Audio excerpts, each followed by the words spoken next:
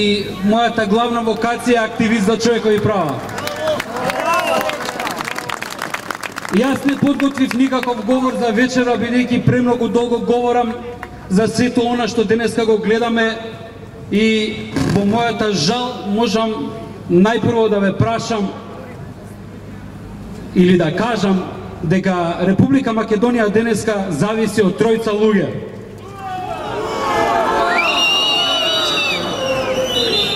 Ама тие тројца луѓе не се оние кои што вие мислите во моментот. Тоа се главните луѓе на трите најголеми банки денеска, без кои Република Македонија, односно без нивното купување на државните записи, Македонија за 24 часа би колабирала. И затоа, говорејќи со години за банкротот кој што ни се заканува, не е тоа само банкротот визави колку ние сме задолжени, туку е банкротот визави она колку ние можеме да враќаме. Од тој аспект, ова до сега најгалантна влада, би рекол, во историјата на Република Македонија,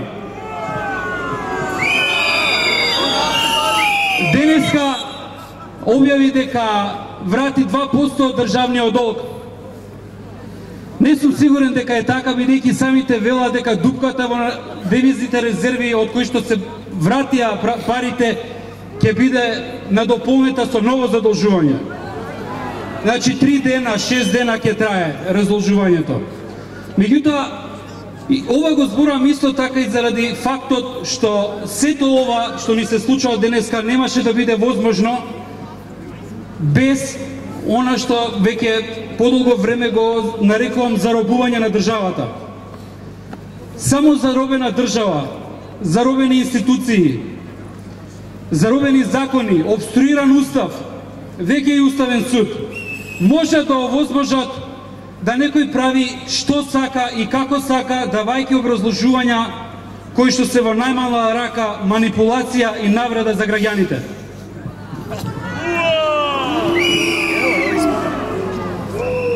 Има безброј примери, само да ве потсетам на еден посвеж. Кога се зборуваше во собранието за буџетот и за задолжувањето пред Светска банка, власта објасни дека доколку не се земе тој кредит, ќе мора да се оди на нова еврообврзница, која што ќе чини толку и толку и голема штета ќе биде направена на Република Македонија заради однесувањето на опозицијата. Меѓутоа, доаѓаме до суштинскиот момент. Зошто еврообврзница?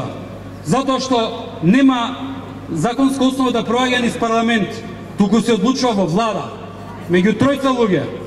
И ако се вратите на назад со години, ќе видите дека сите работи се направени со обструирање на обврзници, закони, процедури и сето она што значи непочитување на поредокот во Република Македонија. И сега доаѓам до поентата. Она што до пред една деценија или деценија и пол беше еден монтенски збор, а тоа е почитување на човекови права, денеска се надевам доаѓа како централна тема за секој граѓанин на Република Македонија. Во ситуација кога притворот е казнена мерка, во ситуација кога ретко кој може да истера правда во суд, во ситуација кога секој може да биде обвинет за било што,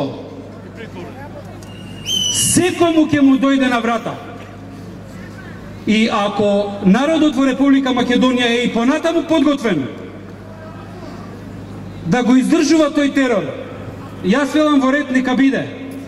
Ама мислам дека и она што граѓаните на Република Македонија го издржуваат до сега е премногу. Мислам дека е време, без оглед која влада, народот на Република Македонија заслужува да се ослободат институциите, да прекине грабежот, да прекине криминалот, да се воведе ред и да се погледне напред кон иднината. Оваа држава да опстане и да биде нормална демократска држава. Друг исход не може да има. Но тоа е можно само со слободни граѓани. Не заборавајте дека ниеден диктатор не е возможен без народ кој што го воздигнува. И само слободни граѓани градат слободна држава. Ви благодарам.